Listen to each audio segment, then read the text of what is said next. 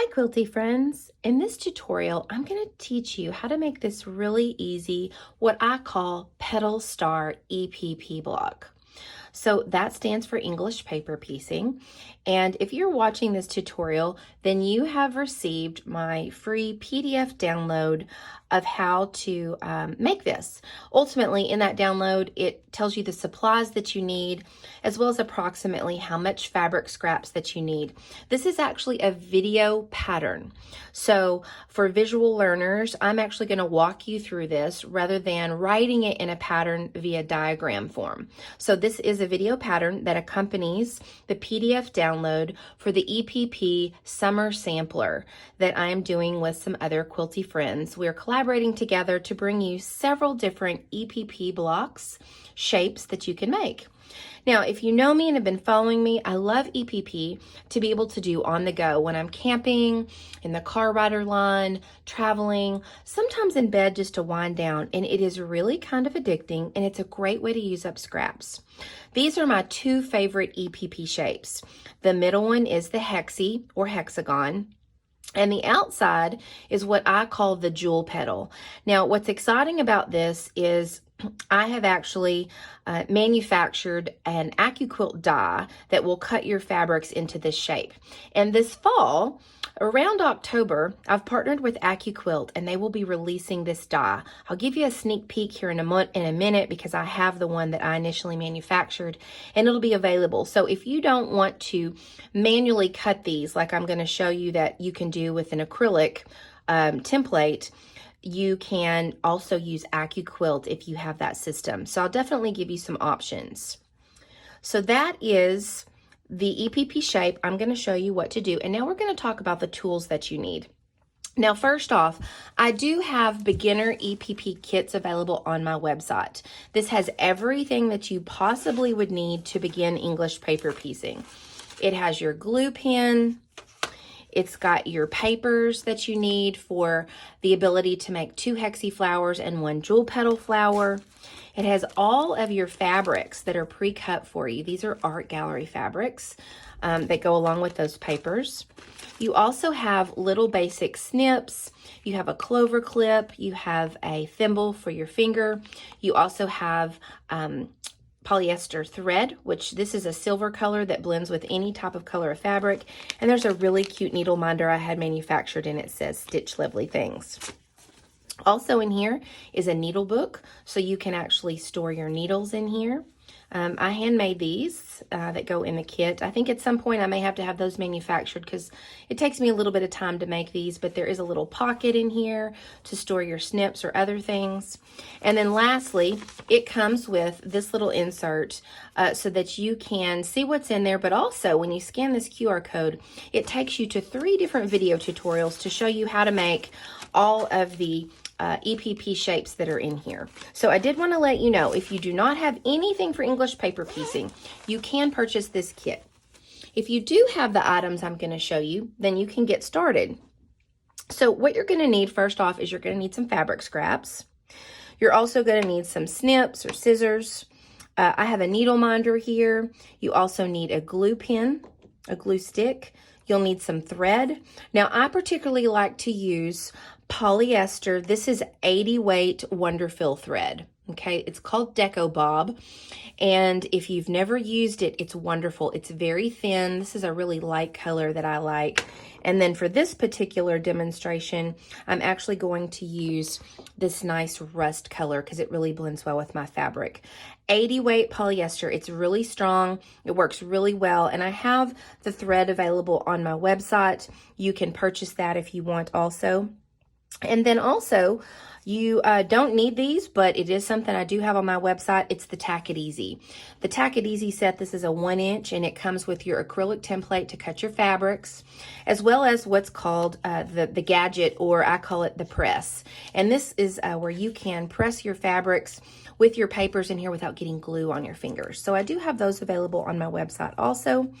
If for some reason they're sold out, just make sure you subscribe and I send an email out when they're back in stock again. I have to get those from Australia, so they take about 3 weeks to get here and I always sell out fast. Another thing that I use and I have is thread gloss. This helps your thread, it coats it without interfering with your fabric to keep your threads from getting tangled. So whether you choose to use polyester or you choose to use cotton, this can be really helpful. This is actually Ponderosa thread gloss. It's the Southern blend, and of course I'm Southern, so I had to pick that one, and it smells really nice. I also have on my website, these are sew tights, and these are magnets, and I'll show you how they work in a minute on keeping your EPP together. But if you don't have these, you can use a clover clip, which again is also in the kit. You also are going to need your papers. So you'll need your hexie paper as well as your jewel petal papers. I also have these available on my website. Or you can use leave-in stabilizer. I cut my own with my AccuQuilt, and this is a really nice weight of stabilizer. But I also have in my online shop, I also have the iron-on type as well. You can find that also. I'll put the link to all of these things in the description box, and you can pick whatever you like, whatever works best for you. Those will all be there. You'll also need a rotary cutter. And then if you happen to have a spinning mat, I have this one, which is the Sue Daily EPP spinning mat. It can be really helpful for whenever you're actually using an acrylic to cut your shapes. Now, lastly, I want to show you the dies. If you do have AccuQuilt, these are the dies. So this is the one that I've had manufactured and designed and will be releasing. I'm really excited in partnership with AccuQuilt. It's the jewel petal die. And this die will actually cut your papers or your leave-in stabilizer, and it'll cut your fabrics. And you can layer it up to 6. So you can get 24 with one pass through in your AccuQuilt. And then also there is the hexie die. Same thing, 4 papers, 4 fabrics here. So that's how I cut mine, but that is an option if you have the AccuQuilt Go Me, the AccuQuilt Go, or the AccuQuilt Go Big. This will work in all of those. And of course you need the mat that goes on top when you pass it through. Again, I'll have that link for you below. So these are all the supplies that you need, and I wanted you to be able to see a finished product. We're going to work through it together so I can show you how to do this. So let's get started. The first thing we're going to do is cut our shapes. Now again, I cut all of my shapes with my AccuQuilt, but I'm going to show you also how you can do it with the acrylics. So this is a 1-inch hexagon acrylic. And what you'll do, again, if you have a spinning rotary mat, it's really helpful. This is, again, a Sue Daily. And I believe you can get this one from the Fat Quarter Shop. I'll link that for you below to know where to get that. But what you're going to do, keep your finger here on the middle, and you're actually just going to cut along the acrylic template. Try not to move it. That's why I like the spinning feature. And you're just going to cut along here. Now, I like to use a 28mm rotary cutter. It's just smaller and less cumbersome than the larger ones, but you can totally use your larger one as well. So here is your hexie for the center of your petal star. Now, again, you don't have to use this, but I do. It keeps glue from getting on my fingers. What you'll do is you've got your paper here, or you can use leave-in. Now, if you use the leave-in, you don't have to take it out. When you wash this, it turns into the consistency of dryer sheets, and even if you don't wash it, you can't really even tell that it's there. It's so thin, but it's firm enough that there's a lip that you're able to fold your fabric over. So you can use either one. Again, I sell the papers, or you can get stabilizer, and you can use that as well. So I'm going to go ahead and use the stabilizer. You put your fabric face down, and I like to use the Soline glue stick. It's blue, so you can see where the glue's going. And I put a dab of glue in the middle to kind of hold my paper there. And I'll put that paper there, make sure everything is lined up well. And then what you do is you will take your glue pen and you will swipe all the way across, and then you use the petal here and you fold. And it keeps glue from getting on your fingers, and you will do that all the way around. Again, fold.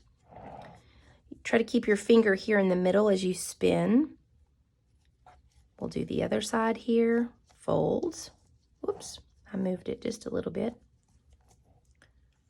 This side as well. Fold. All the way through, another fold. And then for your last one here, I like to tell you to go to the right and to the left. If you drag your glue pen all the way across, it sometimes can lift up this fabric. So just do a little here, and then we'll do one last fold, and there's no glue on your fingers, which is really handy. And as you get to using this more often, it gets faster, and you just go through and press and press and press. So that is what the Tack It Easy is. Again, I have these in my shop, so you can pop online if you want those. You don't need them, though, if you don't. So here's what that looks like. Now, for your jewel petal, same thing. I have the acrylic online, and it looks like a jewel petal. I've already cut this for you here. Same thing. So you'll flip it over like this. If you don't use a gadget or a press, you'll just put your fabric pretty side down. You'll get your glue pen, put a little glue there, get your paper or your leave-in, either way, whichever you prefer. Set it there in the center, and then you'll do the same thing. You're going to take your glue pen, and you'll fold this over with your fingers. Fold it over. I like, again, this spinning mat because it really makes it a bit easier as you spin. You can even use the square cutting mats. It doesn't have to be this pretty pink round one. And then one more time, this side, meet it up with that side, and fold it. Now you're going to have these little tails, and that's okay. I'll show you what we're going to do with these tails at the end after we're done stitching all of these together. So go ahead, make your center hexie for your star petal, and then go ahead and you're going to actually make 6 of these, and then I'm going to show you next how we're going to stitch them together. So first things first, we're going to thread our needle.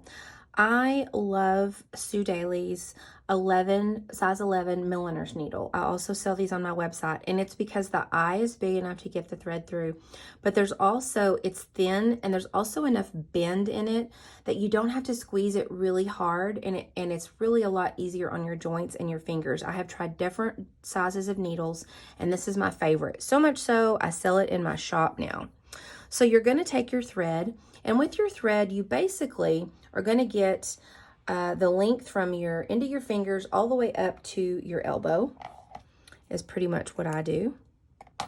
And then I'm going to get my thread gloss. Again, thread gloss is optional, but it does help sometimes with some of the tangles that can happen. I just put it there with my finger, slip it through once or twice, and now it's coated. Make sure you keep your lid shut so it doesn't dry out. And then you're going to thread your needle. Now this is how I thread mine, but you do what works for you.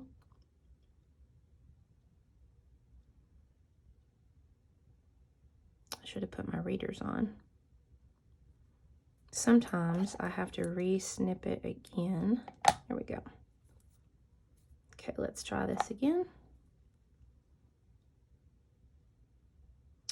And once you get it on there, I like to tie it in a knot twice, and that keeps it secure and keeps it from coming undone. So there's one, and then I'm going to go through one more time.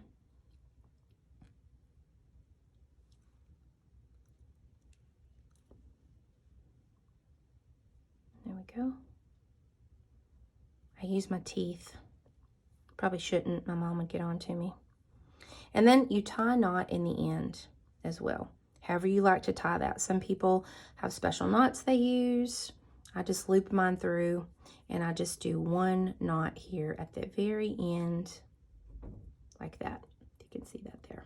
Okay, so we are ready to go.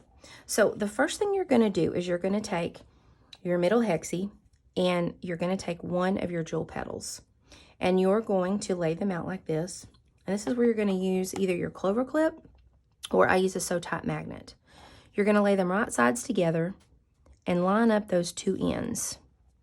And this is where I'll put my sew type magnet here, in the back there, and it keeps it in place so that you're not having to press really hard with your fingers to keep these two pieces together to keep them from moving. So I put those there like that. And then you're going to start here at one end. And you're just going to take your needle 1 to 2 thread lengths down. That's all you need, 1 to 2. Pick a coordinating thread. The gray that I have in my shop, or maybe that you have, usually blends with almost any fabric. But with this, since this is kind of a tone that works well with the fabrics I'm using that. So you're going to go ahead and loop that through and tie a knot. So I went through twice, and I'm just going to tie a knot at the end to secure it.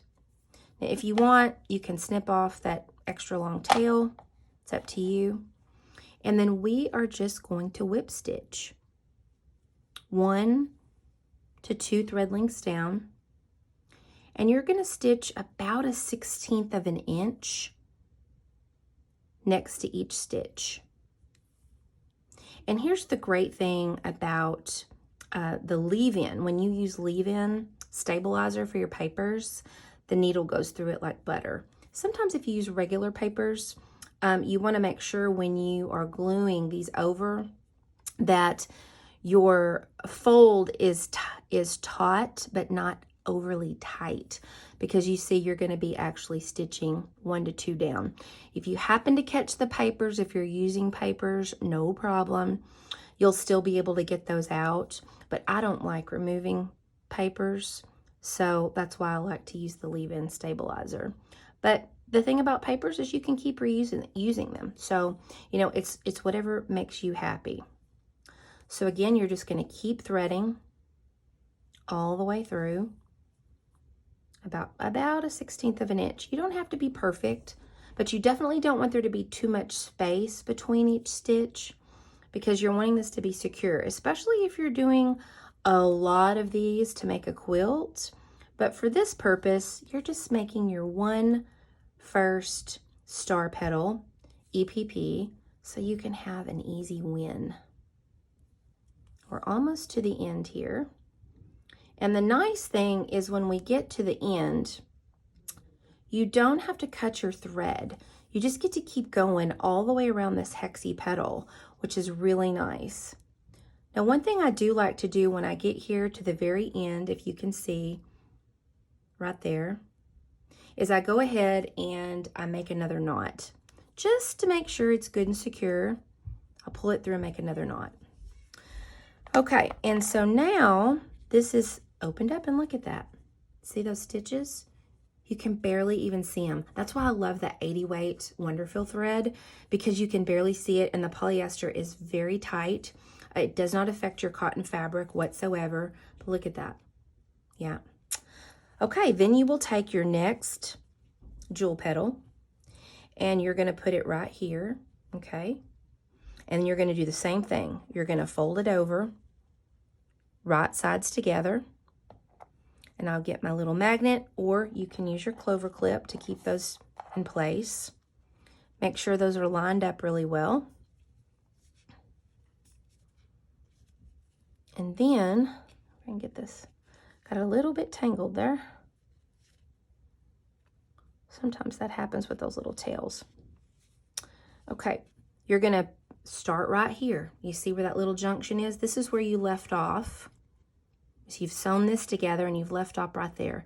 You're gonna start at that joint and you're gonna tie a knot in the end there to secure it really well. And then you are gonna continue to stitch just like we did before. 1 to 2 thread lengths deep, and you're gonna stitch all the way to the end. Now, once you get to the end here, you're going to continue to do the same thing all the way around this EPP shape. You'll take this one, it'll go here, right sides together, and you're going to stitch across, and it'll look like that. The next one, like this, right sides together, stitch all the way across. Then you'll open it up, it'll look like that. Same with this one, same with that one. So go ahead and stitch only on the edges here of your hexagon. All the way around, you're going to stitch those petals to here. And then I'm going to show you what we do with these inside joints right here. I'm going to show you how we're going to stitch those together.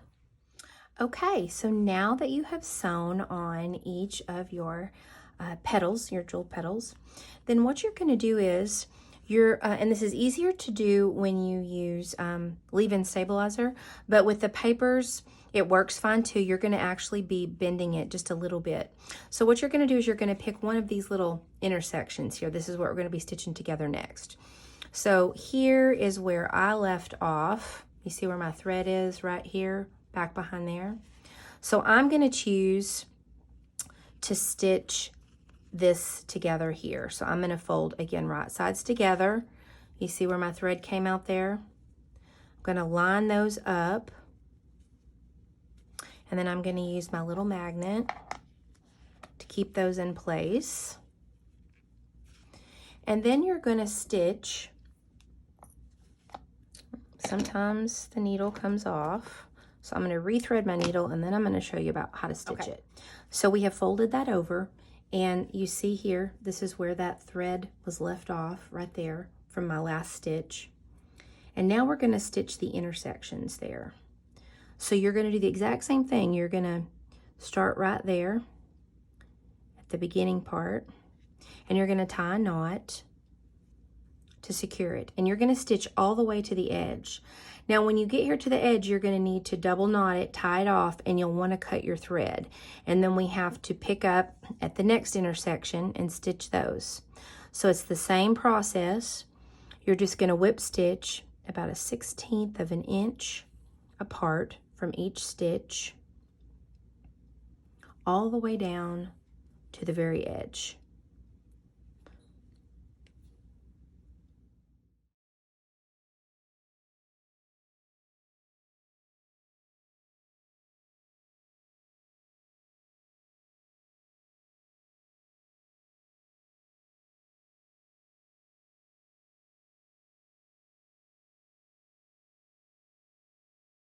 Okay, so here's what this looks like. You have now stitched that seam together, and now we've got 1, 2, 3, 4, 5 more to go. So you're just going to turn it clockwise. So turn it this way, and you've got that section there. Bend it, right? This will bend right here. Even if it bends your paper, it's no problem, because that paper is going to come out if you used paper. For me, I use leave-in stabilizer, so mine will stay in. I'm not going to be taking it out. So you're going to bend, fold those two seams together, right sides together. I'm going to use my Sew Tight, or you can use a clover clip. And then I'm going to do the exact same thing. I'm actually going to whip stitch, double knot, or a knot, 1 or 2 knots, whatever you want. I usually just do 1 from here all the way to the end. But at the end, I always double knot. I double knot that one. And you're just going to continue to do that the entire way through. So then you're going to turn it again, right sides together, stitch all the way to the end, double knot, turn it again, fold, right sides together, stitch all the way to the end. So go ahead and stitch that together, and then we'll talk about what to do next about these little dog ears. Now, I just want to show you a couple of tools that I use sometimes while I'm stitching my seams together. One of them is a magnifier. So I am 48, but I have started to have to wear readers at the beginning of this year. And I don't like to wear them. They slide kind of down my nose. So I found this. This is called the Vivilux magnifier. And this is actually like a plastic, but so it doesn't break. It's not glass. And it comes on this little stand. It all comes apart. So it's 3 pieces. It's the base, the neck, and then this part that screws on. And I actually take it with me when I go places. But if you have a hard time seeing to stitch and you don't want to wear your readers, I actually use this and find it helpful. There's a little bit of a glare right there, so I'll kind of move it over here. But you can see how it magnifies to be able to stitch. And then when I am doing this, either I have a lap pillow that I use, and it just sits really nicely on my lap pillow, and then I don't have to wear my readers. So that is one thing I wanted to show you. I'll put the link for you below if it's something that would be helpful for you with this, but I really like it. The other thing I use sometimes is a neck light. So when we go camping, or maybe I'm in bed and my husband doesn't want, the little bright light on, I use a neck light. You can get these on Amazon really easily. It fits around your neck, and there's 3 different settings here so that you can see and have your hands free. So that is really helpful.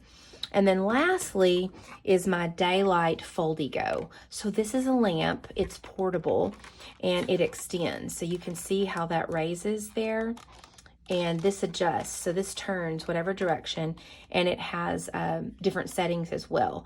And then when you're done, it just folds down. So I take this with me, also camping, and I use it on our nightstand.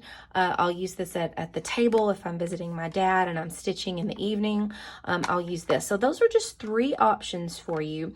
If you need a little help with seeing, with stitching, you still want it to be fun, and sometimes we need a little bit of help with that. So those are things that I have slowly discovered that are very helpful in my EPP journey, and being able to really have a lot of joy and it being comfortable and enjoyable. So I just wanted to share that with you, and I'm going to finish stitching these seams together all the way around. You stitch yours too, and then we'll come back together, and again we'll talk about the dog ears. Okay, so now we have stitched all of those little seams together, and it's all finished, except we've got these little dog ears. And here's what I like to do to hide mine. I take my glue pen, and I've given this also a press. So I went to my sewing machine and gave this like a good press, because when you're bending it, you'll have little creases in here. Excuse me. So that's really important to do, is to give it a good press. Now here's what I like to do as far as hiding these dog ears. I will put some glue. Let me zoom in here. I will put some glue right here on the edge, and then I fold it over like that to where it hides. It makes actually a little bit of a diamond shape, if you can see. You see it made a diamond shape? And it hides it from the front. You can't really see it. You might have to center it really well. I didn't get that really extremely centered, so just kind of move that around a little bit. Use a little more glue. Fold it over in a diamond shape there. You see how that hides that? It just folds it right back, and you can't see that from the front. And I'm going to do that all the way around. Again, just get your glue stick, pick it up, and just fold that over to where you can't see it. Just a couple more here. It actually kind of reinforces the end as well. When I first started doing this, I actually I made the mistake of cutting it. That didn't work well because that left a frayed open end. So teaching moment there. So then I learned this was a better way to be able to hide all of those dog ears, since we can't cut them off without really affecting our EPP here. Got a little string there, so I'm going to cut that off. So I don't have any strings sticking out. And there we go. They are all pressed back to where you can't see them. Let me zoom out. There we go. So we've got 2 here. The one I did before and the one we did together. And here's the fun thing. You can do a lot of different things with these. So for example, you can make a mug rug out of yours, and I will link for you below in the notes my tutorial on how to applique an EPP shape. This is the hexy flower, or the one you made today. You actually can applique this down and make a mug rug. Now you'll need to, in that tutorial I'll link, it shows you how, but you'll need to do a larger size background for yours, since this EPP is a little larger. Another thing that you can do is you can use an embroidery hoop. You can put a piece of fabric in there, use some pinking shears around the edge to make that little ruffle, and you could applique this. You'd need a bigger hoop, but you could applique this onto a a hoop to make some wall decoration, which this is what I hang in my studio. So those are some options for you, or you could make a whole bunch of these. You could make them scrappy. You know, we're always looking for things to use our scraps for. And you could make a whole bunch of these and then actually applique them to square pieces of fabric that would make up a beautiful quilt. To be able to do that, you would actually just sew these down, applique them down to your square block fabric, and then you could have a full quilt just full of these beautiful EPPs. So congratulations, you have now made this very, very special EPP shape using the hexie and the jewel petal. And again, I'll link everything for you in the show notes below so that you can find any of the supplies that you want to purchase or that you're just curious about. I'm Belle from Seam Sew Me. I hope you enjoyed this tutorial. If you do, feel free to give this video a like and please subscribe so that you're alerted to future videos and tutorials that I have. Until next time, quilty friends, make lovely things and enjoy your summer EPP Summer Sampler Series.